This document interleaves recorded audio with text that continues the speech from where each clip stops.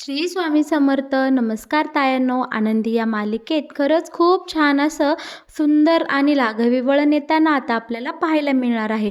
आपली ही मिथाली जी असते ना, खरं तर तिला तिच्या बापाविषयी बरंच काही वाटत असतं आणि एकदम मुलगी हळव्या मनाची आहे असं आपल्याला इकडे पाहायला मिळणार आहे. आणि बरं का, ह्या मिथालीसोबतच एक असा वाईट प्रसंग घडतो आणि आपली आनंदी तिला त्यातून कशी बाहेर काढते. आणि हो, या दोघींमध्ये म्हणजेच खरं तर या नात्याने मायलेकी आहेत आणि या मायलेकींमध्ये कशा प्रकारे मैत्रीचं नातं तयार होतं हे पाहायला खूपच मज्जा येणार आहे. आणि आपल्या प्रेक्षकांना हा सीन बघताना एकदम आनंद होणार आहे. आणि हे सगळं कशा प्रकारे मालिकेत पुढे घडत जाणार आहे हे जर तुम्हाला जाणून घ्यायचं असेल तर तुम्ही आपला हा व्हिडिओ अगदी शेवटपर्यंत पहा, म्हणजे तुमच्या सगळं काही इकडे लक्षामध्ये येऊन जाईल.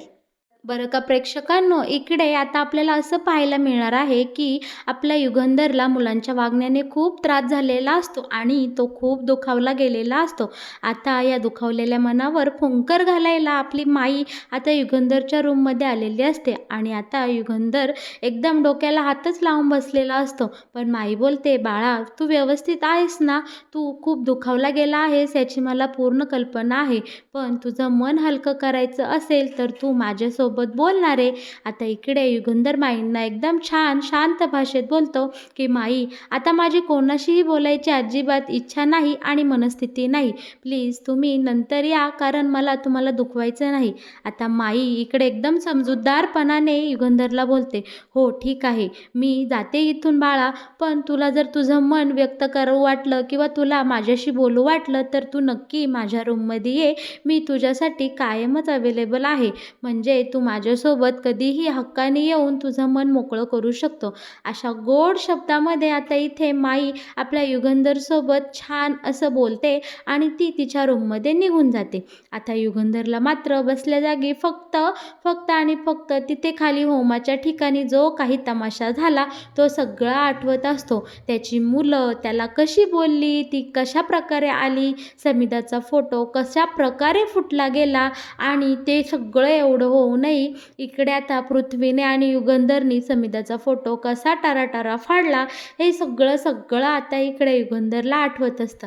आणि युगंधर बोलत असतो की आज जे काही घरामध्ये घडलं ते घडून जायला नको होतं. समिधा, आज तुझ्या वर्षश्राद्धाच्या होमाच्या ह्या पवित्र दिवशी आज आपल्या घरामध्ये खूप तमाशा झालेला आहे आणि या सगळ्यामुळे माझं मन खूप उदास झालेलं आहे. मी आयुष्यात हा दिवस कधीही विसरणार नाही आणि हा माझ्या जीवात जीव असेपर्यंत मला हे विसरूही कुणी देणार नाही. समिधा, मला खूप वाईट वाटत आहे. अगं, तू माझ्या घरासाठी आणि माझ्यासाठी काय नाही केलंस आणि मी तुझ्या या होमाच्या दिवशी हे असं वागलो. या गोष्टीचा मला खूप पस्तावा होत आहे आणि मला त्रासही होत नाही.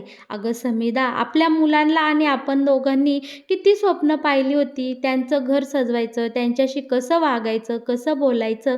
पण आता या क्षणाला येऊन असं वाटतंय की मुलांमध्ये आणि माझ्यामध्ये खूप मोठी दरी आता निर्माण झाली आहे आणि ही पोकळी भरून काढणं आता अशक्य झालं आहे.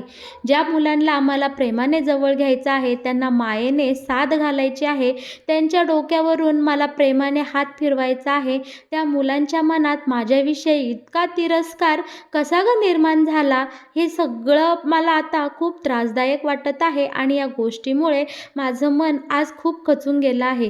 समिधा, आज जर तू असती तर मला हा दिवस पाहायला लागला नसता. इकडे आता मालक साहेब त्यांचं हरलेलं मन आपल्या समिधा म्हणजे त्यांच्या प्रिय बायकोच्या फोटोसमोर व्यक्त होताना आपल्याला पाहायला मिळणार आहे.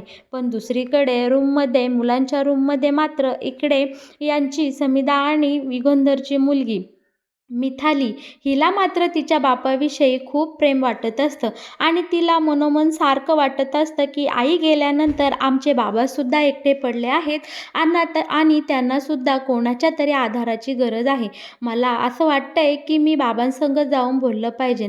पण इकडे मिथाली मनातल्या मनात म्हणत असते की बाबा माझे संग बोलतील का ते माझ्यावर खूप चिडतील, मी काय करू नक्की. पण शेवटी इकडे मनाचा निर्धार करून मिथाली तिकडे आता तिच्या बाबांना भेटण्यासाठी रूममध्ये चाललेली असते. परंतु आता इकडे या सगळ्या गोष्टीचा तिच्या भावाला म्हणजे पृथ्वीला खूप राग आलेला असतो. पृथ्वी मिथालीला बोलतो, "कुठं चालली?" पण ती बोलते, "बाबांना भेटायला." आणि ती पृथ्वीसोबत न काही बोलताच तरातरा निघून जाते. आता पृथ्वीला मात्र या गोष्टीचा खूप राग आलेला असतो बरं का. पण तितक्यात तिथे आता इकडे काका येतो. म्हणजे आपले विद्याधर शेठ पुतण्याला भेटण्यासाठी आलेले असतात. आता विद्याधर लगेच इकडे पृथ्वीला विचारतो, "काय झालं बाळा? काय झालं रे?" आणि ही मिथाली एकदम कुठे निघून गेली. आवाज दिला तिने ऐकलंसुद्धा नाही. तेव्हा आता पृथ्वी बोलतो, "ती गेली तिच्या बाबांना भेटायला, म्हणजे त्या मिस्टर निंबाळकरांना भेटायला." तेव्हा आता इकडे लगेच आपला हा विद्याधर मनोमन खुश झालेला असतो आणि म्हणतो की जाऊ दे रे, गेली तर गेली. कारण इकडे मुलीला आपल्या बापाचा कळवळा नेहमीच असतो. मुलीच्या मनात बापाविषयी खूप माया असते. त्यामुळं ते सोड. तू कसा आहेस बाकी ते सांग. आता इकडे पृथ्वी बोलतो, "काका मी एकदम व्यवस्थित आहे आणि छान आहे. बरं झालं तुम्ही आम्हाला फोन करून इकडे बोलावून घेतलं. त्यामुळे आम्हाला या आजच्या कार्यक्रमामध्ये चांगलाच इकडे सहभाग घेता आलेला आहे." आता काका बोलतो, "खाली जे काही झालं ते खरं तर चांगलं नाही झालं." हा मुद्दामून बोलत असतो बरं का, पृथ्वीच्या मनातलं काढून घेण्यासाठी. मग पृथ्वी बोलतो, "खाली जे काही झालं ना काका ते अगदी योग्यच झालेलं आहे. कारण ह्या घाणेरड्या माणसाच्या हातून माझ्या आईच्या वर्षश्राद्धाची पूजा करून घेतली असती ना, तिला अजिबात चांगलं वाटलं नसतं. तिच्या आत्म्याला खूप दुःख झालं असतं. म्हणूनच मी माझ्या आईच्या श्राद्धाची पूजा मी स्वतः घातलेली आहे. आज जे काही आपल्या घरामध्ये झालं ते खरंच चांगलं झालेलं आहे. त्या युगंधर निंबाळकरांचा चांगलाच माज उतरलेला आहे." आता इकडे पृथ्वीच्या तोंडून युगंधर निंबाळकर, युगंधर निंबाळकर हे शब्द ऐकून विद्याधरला मात्र खूप आनंद झालेला असतो. विद्याधर म्हणतो, "आता दादाची काही खैर नाही. स्वतःचं पोरगंसुद्धा त्याचं नाव घ्यायला लाज वाटते, बाप म्हणायला त्याला लाज वाटते ते.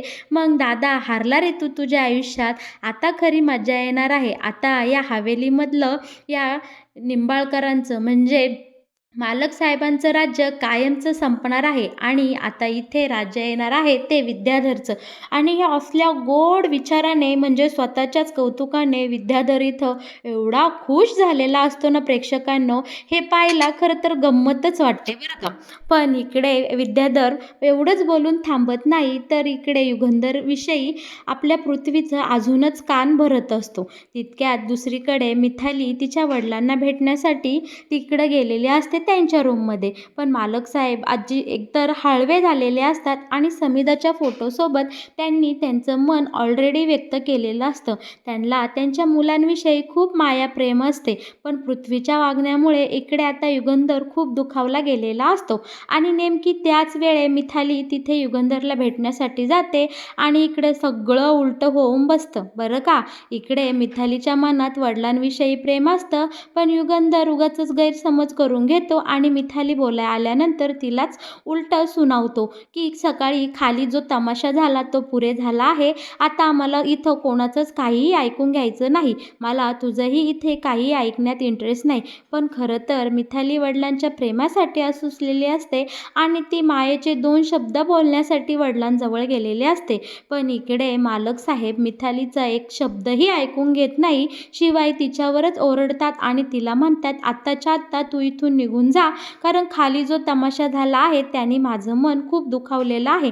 मला आता या विषयावर काहीच बोलायचं नाही." आणि आपली बिचारी मिथाली तिथून रडत रडत पुन्हा इकडे रूममध्ये येते आणि आता रूममध्ये आलेल्या तिला पाहून रडत रडत आलेलं पाहून पृथ्वी बोलतो, "तुला बोललं होतं ना त्या माणसाजवळ जाऊ नको. तू कशाला गेलीस? बोलला का तुझ्यासोबत तो माणूस? बोलला का निंबाळकर? युगंधर निंबाळकर बोलले का तुझ्याशी?" तेव्हा मिथाली बोलते, "नाही रे दादा, मी फक्त बोलण्यासाठी गेले होते त्यांच्याजवळ, पण ते माझ्यावरच खूप ओरडले आणि मला खूप बोलले. या गोष्टीचं मला खूप वाईट वाटते." बरं का आता या संधीचा फायदा लगेच इकडं हा विद्याधर घेतो आणि मिथालीच्या डोक्यावरून हात फिरवत बोलतो की त्या माणसाला त्याच्या सख्या पाठच्या भावाविषयी कधी माया वाटली नाही, प्रेम वाटलं नाही, कधी त्याला माझ्यावर दया आली नाही. तो काय तुम्हा मुलांना जीव लावणार रे?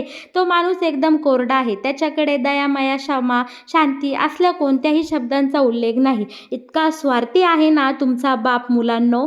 तेव्हा आता इकडे पृथ्वी लगेच बोलतो, "त्याला आमचा बाप नको म्हणू रे काका. तो युगंधर निंबाळकर आहे." आणि आता इकडे बरं का प्रेक्षकांनो, इकडे हा विद्याधर मुलांचं कान भरत असतो, पण दुसरीकडे आपल्या युगंधरला मात्र सगळा काही लिंक लागलेली असते. सगळं कळून चुकलेलं असतं की अचानक मुले कुठून आली, मुलांना समिधाच्या वर्षश्राद्धाच्या दिवशी घरी यायचं कसं सुचलं एवढ्या वर्षातून.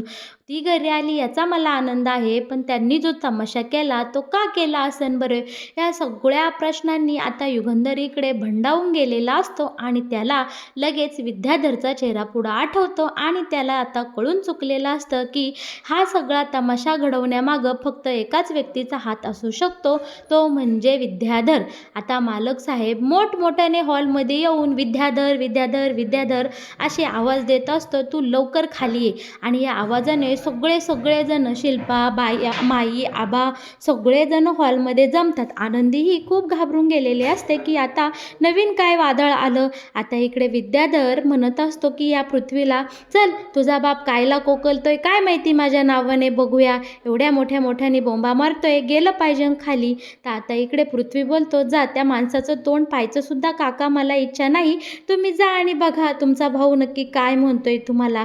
आता इकडे मोठ्या शायनिंगमध्ये बरं का हा आहे ना विद्याधर खाली येतो पायऱ्या उतरून आणि दादासमोर उभा राहतो आणि बोलतो, बोला दादासाहेब काय म्हणणे आहे तुमचं सकाळी सकाळी. आधीच तुमचा आवाज बिघडला आहे आणि तुम्ही कशाला बरं मला एवढ्या मोठ्याने आवाज देऊन बोंबा मारत आहात सकाळ सकाळ. सगळ्यांना गोळा करून टाकलं आहे तुम्ही इकडे. आता इकडे हा मालक साहेब या विद्याधर समोर उभे राहतात. समोरासमोर येऊन त्याला म्हणतात की मला सांग की मुलांना वर्षश्राद्धाच्या दिवशी कुणी बोलवलं, हा घाणेरडा प्रकार कुणी केला, पोरं आज बरोबर समिधाच्या वर्षश्राद्धाच्या दिवशी कशी काय इकडे निंबाळकर वाड्यावर आली. तेव्हा आता इकडे विद्याधर हसत असतो आणि बोलतो की मग काय झालं, पोरं आली तर त्यांच्या आईच्या वर्षश्राद्धासाठीच आलेली आहे ना. आणि आता सगळ्यांसमोर युगंधर या विद्याधरचा एकही शब्द ऐकून घेत नाही आणि त्याच्या असली सनसनीत कानाखाली लगावून देतो की विद्याधर डायरेक्ट आलटी-पलटी होऊन थेट त्या होमाच्या राखेमध्ये जाऊन पडतो आणि त्याचं सगळं तोंड काळं-कोळं झालेलं आता आपल्याला इकडे पाहायला मिळणार आहे. आता मात्र विद्याधरला खूप राग आलेला असतो आणि तो लगोलग ते काळं तोंड घेऊन उठतो आणि या मालक साहेबांसमोर पुढं येऊन म्हणतो की दादा मी नक्की चुकीचं काय केलं आहेस, तू मला का मारलं ह्यावेळेस. आता इकडे धनश्री म्हणते, अहो भाऊजी तुम्ही का यांना मारता उगाचच उठसूट. आता इकडे आपला हा मालक साहेब बोलू लागतात की या मूर्खाने माझ्या मुलांना समिधाच्या वर्षश्राद्धाच्या दिवशी मुद्दामून इकडे बंगल्यामध्ये बोलावून घेतला आहे. आपल्या वाड्यावर येऊन जो काही हा काल घाणेरडा तमाशा झाला या सगळ्याला कारणीभूत हा विद्याधर आहे. आता विद्याधर बोलतो, बरं ठीक आहे मी मुलांना बोलवलं यामध्ये चूक काय केली, आपल्या आईच्या वर्षश्राद्धासाठी तिच्या रक्तामासाच्या मुलांना बोलवणं यामध्ये माझं काय चुकलं रे दादा. आता इकडे हा वाद इतका विकोपाला गेलेला असतो की युगंधर शेवटी रागारागाने आणि पृथ्वीही फक्त या विद्याधरची बाजू घेत असतो. आणि इकडे आता युगंधरचा राग एवढा टोकाला जातो की तो बोलतो की तुम्ही आता दोघांनीही माझं घर सोडून निघून जायचं, तुम्हाला माझ्या घरात अजिबात थारा नाही. पण आनंदी आता मध्यस्थी करते, दोघांनाही समजवते आणि समिधाच्या आईसाठी तुम्ही सगळेजण एकत्र या असं सगळ्यांना सांगते आणि हा वाद मिटवते बरं का. पण या सगळ्यामध्ये मुलांना प्रश्न पडलेला असतो की ही मुलगी नक्की कोण आहे. पण इकडे आपल्या ताईसाहेब या पुढे होऊन बोलतात की ही मुलगी या घरातली नोकर आहे आणि म्हणून ती आपलं घर करत आहे. आणि आता इथे ताईसाहेबांनी ही बाजू इथे मारून नेलेली असते.